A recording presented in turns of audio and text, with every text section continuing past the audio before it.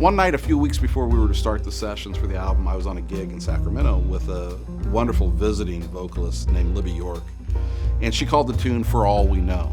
And I had never thought about recording that tune for the album until that night.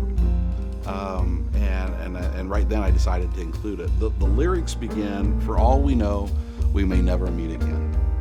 And the closing line of the lyrics are, "Tomorrow may never come, for all we know."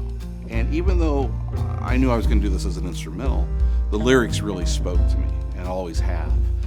Especially because I imagined this album to really be a bit of a celebration and reconnection and appreciation of so many musicians that I've had the good fortune to play with and to know for 25 and 35 years.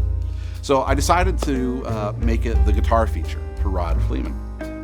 And I've known Rod since my earliest days in Kansas City. As a matter of fact, I have a vivid memory of one of my very first professional gigs. Rod Fleeman was on. And it wasn't the greatest of jobs. It was a casual, sort of a rinky-dink place. And the fact is, Rod played like he was at Carnegie Hall and might never get a chance to play again. And that's the way Rod always plays. And it was a real lesson for me in professionalism and musicianship. And it was just a real important sort of moment for me. So when the session came around, I told Rod I wanted to do this as a bolero, which is a little bit unusual for this tune. And he just said, sure, and went into the booth, and we played it down, and predictably he did a beautiful job.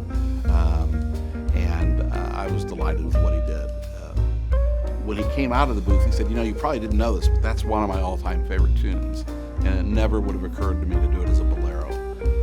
But it really worked. And as highly as I regard Rod, I got to tell you, that made my